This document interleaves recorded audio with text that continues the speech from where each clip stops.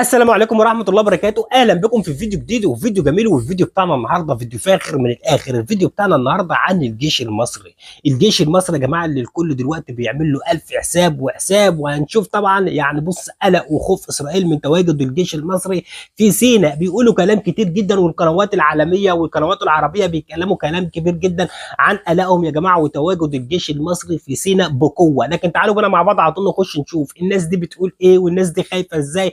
تعالوا بينا مع بعض على طول نخش نشوف الفيديو ده ونرجع تاني. يلا بينا. صواريخ S-300 ودبابات ومدرعات مصرية على حدود غزة.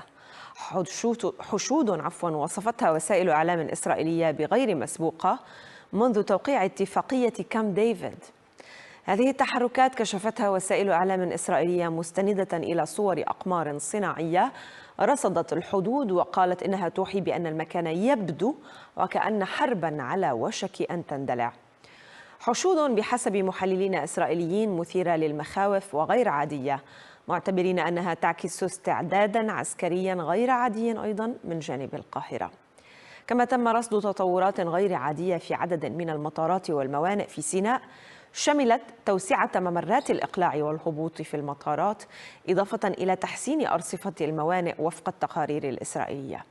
وهذا ما زاد من قلق إسرائيل، وطبعا رفض القاهرة لطلب أمريكي بتفكيك معدات عسكرية على الحدود، وهو طلب أتى بعد شكاوى إسرائيلية رأت أن ما يجري مخالف لاتفاقية كامب ديفيد بين الجانبين.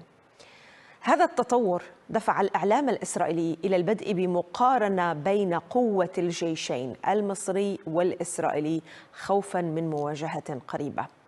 وحسب التصنيف العالمي يحتل الجيش المصري المرتبة 19، بينما يأتي الجيش الإسرائيلي في المرتبة 15، مع الأخذ في الاعتبار عدة عوامل تشمل عدد القوات والعتاد العسكري والتكنولوجيا والقدرات اللوجستية.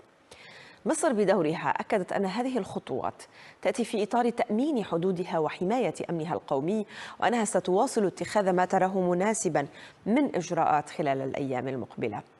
موقع إسرائيلي أشار إلى أن رئيس الوزراء الإسرائيلي بنيامين نتنياهو ناقش مع الرئيس الأمريكي دونالد ترامب خلال زيارته للولايات المتحدة ما يحدث في سيناء وما سماه بالانتهاكات المصرية.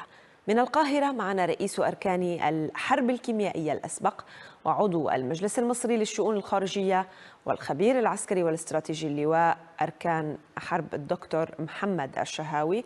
مرحبا بك اللواء محمد. إذا سيادة اللواء، ما قراءتكم الأولية لما نشرته وسائل الإعلام الإسرائيلية عن تحركات الجيش المصري إياها في منطقة فيلادلفيا؟ أهلا بك يا فندم والسادة المشاهدين.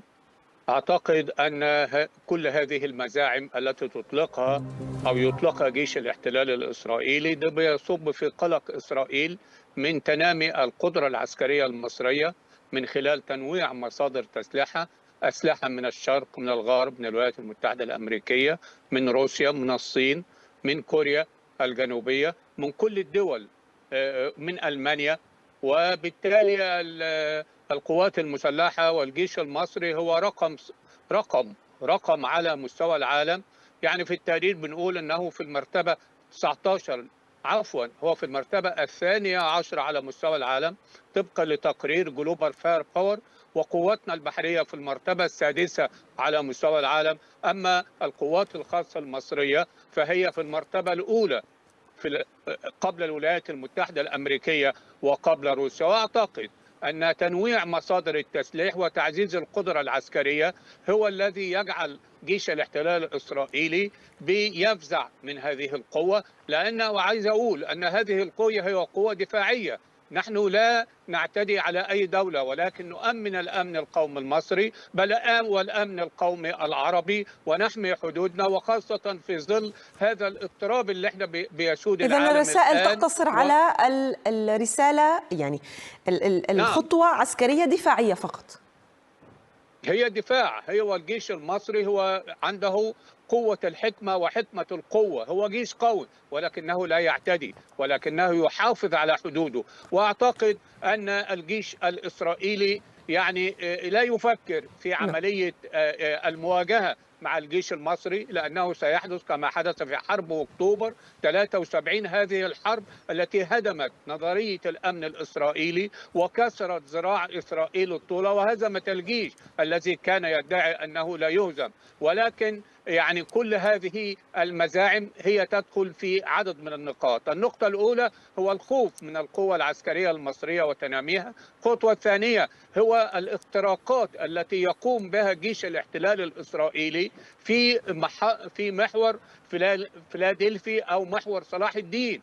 محور صلاح الدين طبقا لاتفاقية السلام الموقعة في 26 مارس عام 79 بين مصر وإسرائيل لا تنص على تواجد دبابات في المنطقة دال، ومنطقة دال دي بتدخل في داخل فلسطين على الحدود مع مصر وطولها 14 كيلو. المفروض ما فيش دبابات، لا، ده إسرائيل انتهكت هذه الاتفاقية بتواجد دبابات وبمزاعم رئيس الوزراء نتنياهو بأنه لن يخرج من محور فيلادلفيا. بالإضافة أيضا إلى تواجد الفرقة 96 المدرعة الإسرائيلية الآن في غزوها وفي عملياتها العسكرية ضد رفح. كل تلك انتهاكات يقوم بها إسرائيل، ولكن مصر هي أرضها.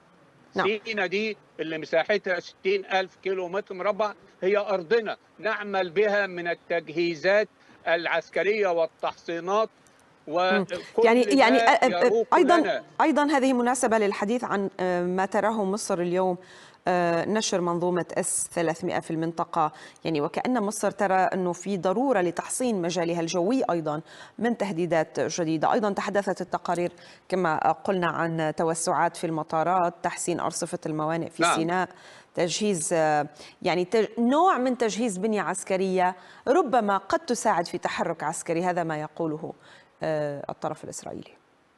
هو طبعا تعلمي أن إسرائيل مصر استعادت أرضها واستعادت سيناء بكل أعمال الكفاح والنضال، من الكفاح المسلح في حرب أكتوبر ثم المفاوضات ثم طابة، استعادت كل سيناء. طيب كيف نؤمن سيناء؟ نؤمنها بالتنمية، التنمية من خلال مشروعات. هذه المشروعات في الطرق، في الموانئ البحرية، في المطارات الجوية، في أنفاق قناة السويس 6 أنفاق ممكن أن يتم الانتقال من الغرب إلى الشرق في 20 دقيقة. كان قبل ذلك علشان يتم العبور بيأخذ لا يقل عن 6 ساعات. وبالتالي كل ذلك لصالح التنمية، لصالح الحفاظ على سيناء، لأن سيناء بقعة غالية يعني كتبتها الجغرافيا وسطرها التاريخ ويعني حفظتها دماء الشهداء، وبالتالي بنحافظ عليها بالتنمية. طيب. لو وصلتوا معايا لحد كده يا ريت ما تنسوش تكتبوا لي رايكم في الكومنتات يا جماعه، وتقولوا لي ايه رايكم في الفيديو بتاعنا النهارده. ومش عايز اطول عليكم في الفيديو، احنا نخش نكمل الفيديو احسن ونرجع تاني. يلا بينا. بالنسبه لي يعني ما يتم الحديث عنه انه خرق لكامب ديفيد، وفق الاتفاقيه هنالك قيود على الوجود العسكري في سيناء. نعم. هل تم تجاوز هذه الاتفاقيه أم أن ما جرى سمح به التنسيق الأمني بين مصر وإسرائيل؟ الملحق الأمني في اتفاقية السلام بينص على تواجد عدد محدد من القوات وعدد محدد من المعدات زي الدبابات والعربات المدرعة. وفي اتفاقية لما في 2005 كان في عندما إسرائيل انسحبت من قطاع غزة تم يعني تحويل القوات اللي في المنطقة جيم من قوات شرطة إلى قوات حرس الحدود ب 750 جندي حرس حدود، دي على الحدود. وفي المنطقة داخل فلسطين ودي فيها عدد من الجنود ولا توجد دبابات. أمال هناك تجهيزات وتحصينات بيقوم بها الجيش المصري حتى يكون مستعد وذات كفاءة قتالية واستعداد قتالي عادي. في الملاحق لا تنص هذه الاتفاقيات على تواجد تجهيزات، هي بتقول عدد أفراد أو بتقول عدد دبابات، الأفراد زي ما هي والدبابات زي ما هي. لكن مثلا منظومة زي الSS 300 دي، ودي أساسا مخصصة ضد الطائرات على مسافة 300 كيلو وضد الصواريخ البالستية. لو نعم. متواجدة في العراء ممكن أن تدمر بسهولة، لكن أن يتم عمل تجهيز هندسي لها في وقت العمليات بتنتقل إليها، وبالتالي بتقدر تجابه. البعض تحدث عنه. الاتفاقية نعم. لا تنص على ذلك، لا تنص على عدم وجود تجهيز هندسي. البعض تحدث أبعد من ذلك، يعني بعدسة أكبر. البعض رآها أنه نشر هذه الصواريخ ليس فقط ردا على إسرائيل أو رسالة دفاعية كما تحدثت حضرتك سيادة اللواء، أيضا رسالة إقليمية في ظل هذا التوتر اليوم بين ما يسمى محور المقاومة أو محور إيران وبين حلفاء الولايات المتحدة. تعلمي أن هناك اتفاقية سلام بين مصر وإسرائيل من 79، وبالتالي لكن بالرغم من هذه الاتفاقية لابد أن تكون القوات المسلحة جاهزة ومستعدة لأي تحديات. هنا مصر بتجابه الكثير من التحديات في كل الاتجاهات، في الجنوب وما يحدث في السودان، وفي الغرب وفي ليبيا، وما يحدث في الاتجاه الشمالي الشرقي زي ما احنا شايفين من خلال المجازر التي ترتكبها إسرائيل ضد الشعب الفلسطيني، لأن إسرائيل تقتل ولا تقاتل. هذا الجيش اللي بقاله 17 شهر بيقاتل مين هم حماس؟ وايه السلاح اللي معاهم؟ يدوم معاهم RPG او اسلحه صغيره، لكنه يعني فقد كفاءته القتاليه، ولذا يخشى من الدخول في اي مهاترات ضد الجيش المصري. مصر هي لا تعتدي على احد، ولكنها بتؤمن حدودها وبيكون قوه جيشها لصالح امنها القومي. بالنسبه لموقف واشنطن، التقرير اشار الى ان مصر رفضت طلبا امريكيا بتفكيك بعض المعدات العسكرية. هل من توتر دبلوماسي أم ما زلنا دون ذلك؟ هل نحن أمام تحول في موقف مصر الإقليمي؟ عايز أقول التوتر موجود، في توتر سياسي صحيح، في توتر عسكري كما يحدث من خلال إسرائيل بارتكابها جرائم الحرب وجريمة الإبادة الجماعية ضد الفلسطينيين. لكن بين مصر والولايات المتحدة الأمريكية هناك شراكة استراتيجية، والولايات المتحدة الأمريكية لا تريد أن تخسر مصر، لأن مصر هي يعني رمانة الميزان في منطقة الشرق الأوسط، وهي داعمة للاستقرار ودائما ما تحافظ على المؤسسات الدولية للدول في المنطقة وعلى الجيوش الوطنية.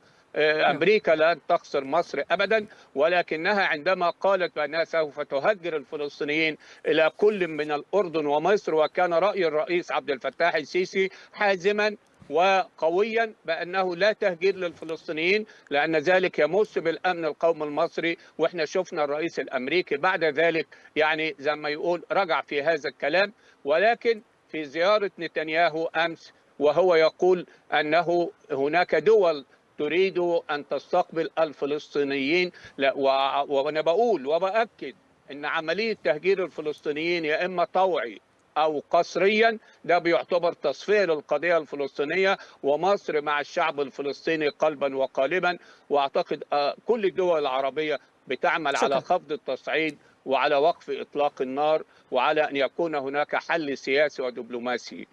شكرا جزيلا من القاهرة رئيس أركان الحرب الكيميائية الأسبق وعضو المجلس المصري للشؤون الخارجية والخبير الاستراتيجي طبعا اللواء أركان حرب دكتور محمد الشهاوي. وبكده يا جماعه نكون وصلنا لنهايه الفيديو بتاعنا النهارده. اتمنى طبعا الفيديو ده يكون لاعجابكم، وربنا طبعا يا جماعه ينعم على مصر والدول العربيه كلها بالامن والامان، واشوفكم على خير في فيديو جديد، والسلام عليكم ورحمه الله وبركاته. الفيديو خلص، بقول لكم ايه، سلام.